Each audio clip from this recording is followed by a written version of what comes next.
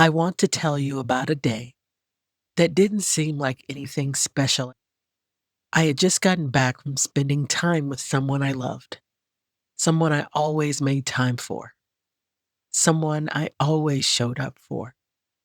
And I remember walking back to my own house, and something was off. Not dramatically off, just that feeling.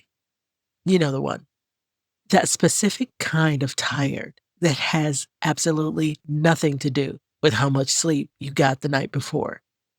The kind that lives behind your eyes, that makes your brain feel like it's spinning inside your skull. I felt craven, desperate, like something had been taken, and I couldn't tell you exactly what it was or when it happened. I wanted to run, screaming down the street, kick off my shoes, just go anywhere that wasn't inside that feeling. I sat down at my kitchen table. I opened my laptop and started typing. I couldn't even tell you why. I didn't even have a plan. I just knew that something had a name and I needed to find it. And I found it. Two words that stopped the spinning. Two words that made that craven, desperate feeling suddenly make complete sense. Emotional vampire. This is Rage Against the Audacity. Before you had the word, here's what everyone thinks about but never says out loud. It doesn't always hit you when you get home. Sometimes it happens right there in the moment, when you're in the room with them, mid-conversation, mid-sentence. You're sitting across from someone, and out of nowhere you feel it. This heaviness, like a thick blanket dropping all over you from the inside out. Your eyes go heavy. Your reserves just empty. Smoothly, completely, thoroughly, like someone reached in and quietly dimmed the lights into darkness. And you're still sitting there, nodding, still present enough to play the part, but something in you has already left the building. And when it does follow you home, it comes in like a fog, dense, slow, and total. It doesn't announce itself. It just settles. And somewhere inside the fog, you lose your bearings, lose your sense of direction, lose that thread back to yourself and who you are when nobody's pulling at you. The exhaustion has a depth to it that regular tire doesn't seem to have. Regular tired, you sleep that off. This kind, it sits in your bones. Your body is heavy, but your mind won't stop. And underneath it all is this quiet disbelief. How did this happen? How did this happen again? Because you knew, you always know. Not when you walk through the door. Before that, the moment you said yes, the moment you typed, sure, I'm on my way. Or you picked up the phone and heard yourself agreeing to something, every cell in your body was already voting against. And as time gets closer, the alarm bells start, quietly at first, then louder. You're getting your keys, you're pulling out of the driveway, and somewhere in the back of your mind, that small, clear voice is saying, you know how this is going to end. Because you always go anyway. Because this time will be different is the most expensive lie we tell ourselves about the people we love. So there I was, sitting at my kitchen table, laptops open, typing into the search bar like my life depended on it. And the internet, for once in its life, delivered. An emotional vampire is a person who consistently drains you. emotionally, physically, sometimes both at the same time, through what should be normal, everyday interactions. Intense demands on your attention, manipulation, playing victim, overstepping every boundary you set. Emotionally immature and toxic, with no let up and no growth. And I want to tell you what happened in that moment because it wasn't what I expected. It wasn't rage. It wasn't some dramatic lightning bolt of vindication. It wasn't even sadness. It was calm. This quiet, settling calm, like something had been vibrating at a frequency just below my awareness for years, finally went still. Like the universe picked up a chair, sat down next to me at that kitchen table, and said, "There's a name for this. You're not crazy. You're not too sensitive. You're not the problem." And here's why that matters. Because if you found your way to me, talking in your ear right now, the same way I found that search result, typing something desperate into a search bar, sitting in your car in your own driveway because you need 5 minutes before walking back into your life, you weren't looking for a label. You were looking for proof. Proof that what you'd been living inside is real. Proof that the exhaustion makes sense. Proof that you didn't imagine it. But here's the thing about finally having the word. Once you have it, you start seeing everything differently. You start looking back at moments you explained away, dismissed, blamed yourself for, and the pattern becomes impossible to unsee. So let's you and I look at this together. Before we go any further, I want to be clear about something. When I say emotional vampire, I'm not talking about your friend who called you crying at midnight because their life fell apart. I'm not talking about the person who had a bad season and leaned on you harder than usual. We all have these moments. We all need to be held sometimes. I'm talking about a pattern, pervasive, consistent, the same outcome every single time, no matter how much time passes, no matter how much grace you extend, no matter how many times you show up. For anyone who has never encountered one of these people, or who maybe think they haven't, they're not the caricature. They're not the psychological thriller villain with the dead eyes and the sinister smile that you can spot from across the room. They're not wearing a warning sign. They are regular people living regular lives around you. They're at the dinner table. They're in your text messages and in your emails. They're in your meetings. They're sitting across from you at Sunday brunch. So if you think you'll see them coming, you won't. You'll feel them. And I want to tell you something else. These people don't all look the same. I've met this person more than once in my life. Different faces, different relationships, same familiar feeling walking away. Because they exist on a spectrum. And some of them you might not recognize right away.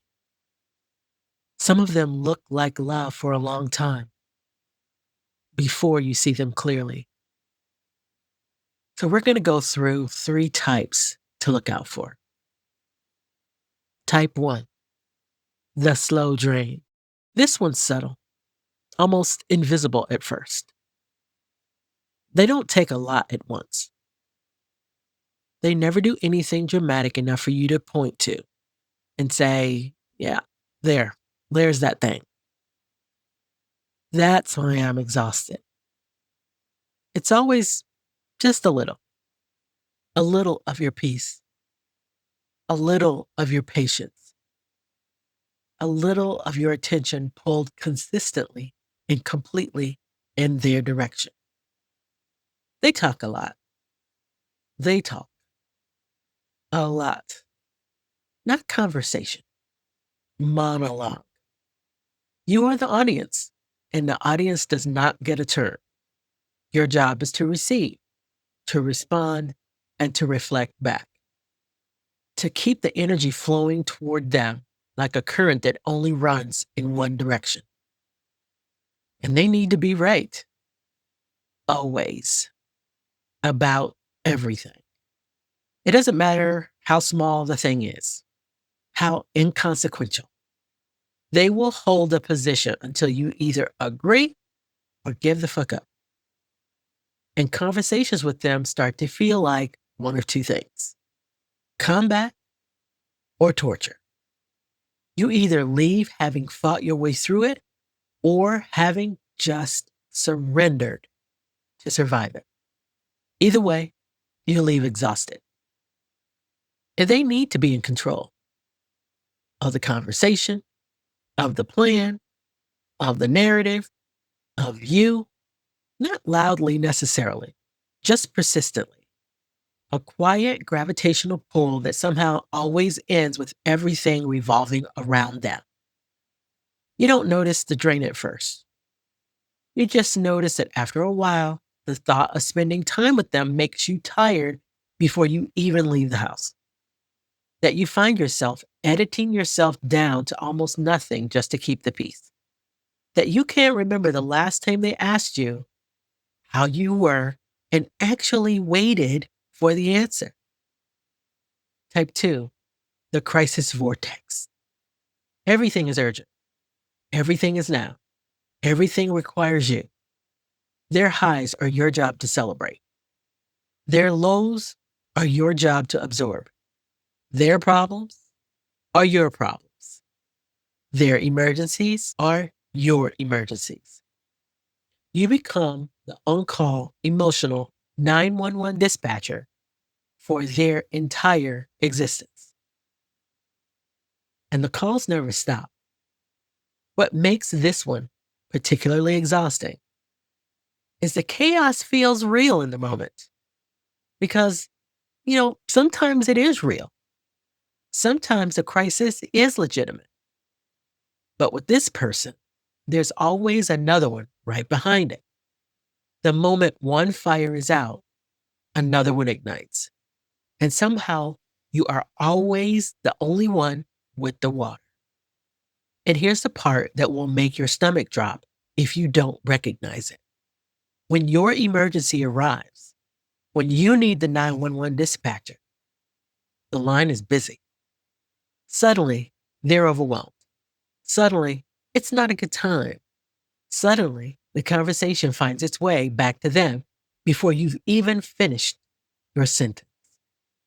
Type 3, the guilt feeder. This one is the quietest. And because of that, it's the most dangerous. They don't demand. They simply imply. They don't ask. They sigh. They don't come at you directly. They circle. Passive aggressive communication, that's their native language.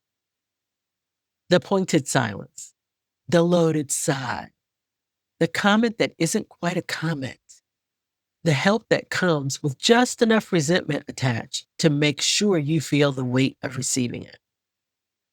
They play victim so consistently and so completely that you often forget that you were the one that was hurt. Suddenly, you're defending yourself for having feelings about something they did to you. And they're always watching for the moment your guard is down, for the moment they can slide in something that stings just enough to remind you of your place. A backhanded compliment. I've heard some people call it a compliment. An unsolicited observation about you, your life, your appearance. A comparison to someone who does it better. A well-timed guilt trip dressed up as love. When I die, you're going to miss me. No one ever listens to me. I wish I had someone who wanted to spend time with me. And if you react, If you finally say something about the boundary they just bulldozed right through, suddenly you are the problem. There you go again. You're sensitive. You always run. You're mean. You're arrogant. The greatest hits. And here's what all three types have in common: they make you feel like you are becoming toxic, like your exhaustion is the problem, like your need for reciprocity is unreasonable, like wanting to be seen and heard and considered makes you difficult. They deplete you so thoroughly that you can't care for yourself. You can't be productive, can't think straight. And even when you're not with them, you still feel them. The conversation loops. The thing they said sits in your chest and on your soul for days.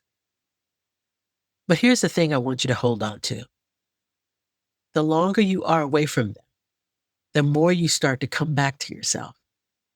Slowly, quietly, like your own energy remembering where it lives. That contrast, that's not a coincidence. That's information to file away for later. I want to tell you something. I couldn't have told you this while I was still living in the middle of it. Looking back now, I can see it so clearly. Again, not with rage, not even with sadness. I guess it's with clarity. The kind that only comes when enough time and enough distance have passed, when you can finally see the shape of the thing. The person I kept going back to, the one who howled me out every single time. I really love them, genuinely, completely.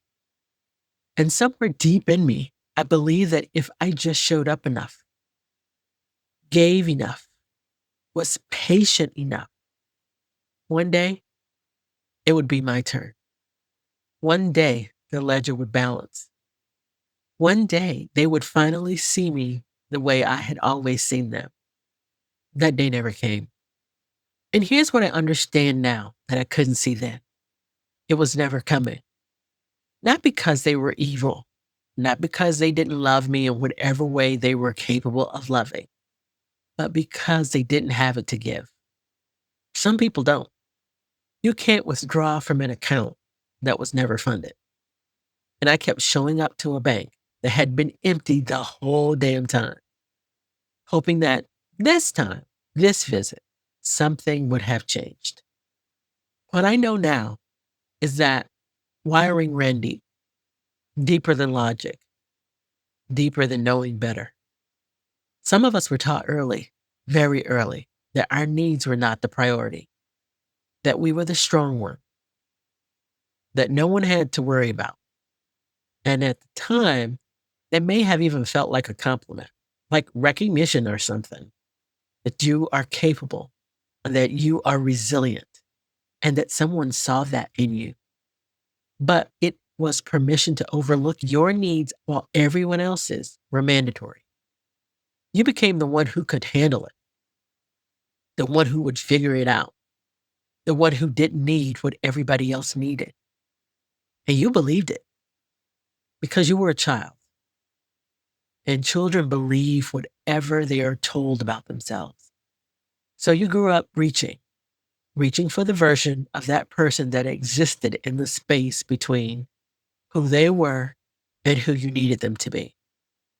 Reaching for the moment they would finally turn around and see you standing there, having held everything together, having shown up every single time, and say, I see you. I'm sorry. It's your turn now. That moment's not coming. After you pass through the rage, after you get through the bitterness, just grief. And grief is the only response to that. Not bitterness, not rage, just grief. For the relationship that should have been there. For the child who deserved more. For all the times you walked back through your own front door carrying something that was never yours to carry.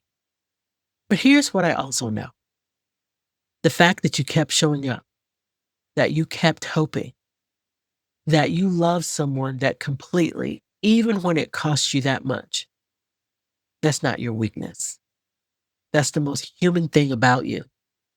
We are wired to want to be seen by the people who were supposed to see us first. And wanting that doesn't make you foolish, it makes you human. You deserve someone who could meet it. It's time for the Audacity Files. This segment usually has a little more heat to it, a little more fire. But today's file doesn't call for that.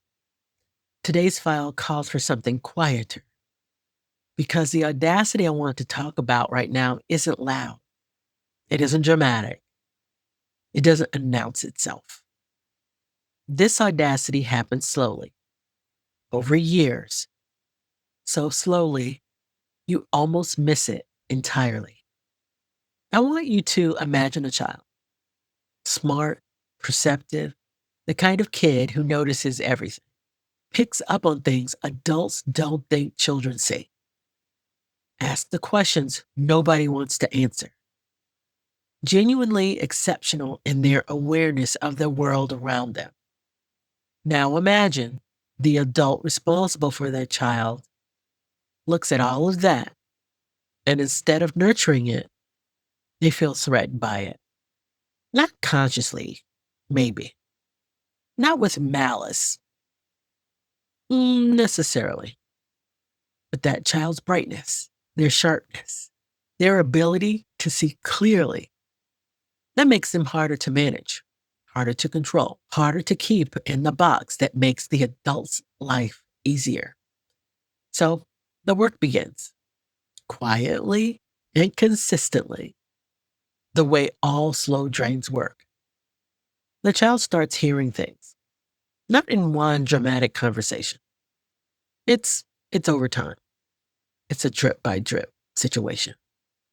You're too much. You're too difficult. You're mean. You think you're so smart. You should be a lawyer because you like to argue. Why can't you just be easy? And because this child is a child and children believe what they're told about themselves, they start to adjust. They make themselves smaller. They dim their light a little. They learn that their awareness is not an asset here. It's an inconvenience. And inconveniences, they get managed. And then something else starts happening. That same adult who needed the child to be smaller also needed the child to be useful. So they pull them close in a different way. They start sharing things that have no business living in a child's mind. The state of the marriage, the weight of their unhappiness, the complicated, tangled mess of their inner adult life. And that child, who was just told they were too much, is now being asked to hold everything, to be the confidant, the sounding board, the therapist, the emotional container for an adult who has nowhere else to put it. Too much to be loved easily, but useful enough to carry the weight. Do you understand what that does to a person over time? That child grows up not knowing who they are outside of what they can do for people. They grow up believing their needs are secondary, that their feelings are an inconvenience, that love looks like being needed, but never quite seen.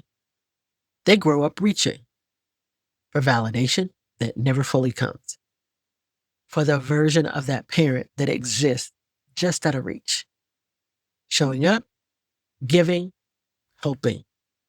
And every time they walk away from that relationship feeling hollow, feeling familiar spinning behind the eyes, they wonder what's wrong with them. Nothing was ever wrong with them. The drain started before they know they were being drained. That is the long game of an emotional vampire. And that, my friends, is the audacity. So here we are. You came into this episode maybe already knowing something was off. Maybe you've been knowing for a long time. Maybe you've had the word for years, or maybe you just got it today, sitting wherever you are with me talking in your ear. Either way, you know it now, and knowing changes things, whether you're ready for it or not. I want to be clear before we close out. This is not a call to burn everything down. This is not an invitation to cut everyone off or start viewing every difficult person in your life through a lens of suspicion. That's not what this is about. This is recognition. That's it. That's the whole thing. Because you cannot make an informed decision about a relationship you can't see clearly. And for a long time, a lot of us couldn't see it clearly. We were too close, too tired, too busy blaming ourselves. You are not a utility. You are not a generator. You are not an emotional landfill for everyone else's unprocessed feelings. The fact that you are capable of holding space for other people, the fact that you show up, the fact that you love hard, that you keep reaching even when it costs you, those are not weaknesses to be exploited. They are qualities that deserve to be reciprocated. And if they are consistently not being reciprocated, that's not a personal failing. That's information to hold for later. That calm that washed over me at the kitchen table that day, it wasn't the end of anything. It was the beginning of being able to see clearly. And seeing clearly is where every important decision starts. You deserve relationships that leave you feeling more like yourself, not less. If this hits close to home, take a moment and sit with it. You don't have to do anything right now. Just let it land. And if someone came to mind while you were listening, you already know what that means. This is Rage Against the Audacity. We'll see you next time.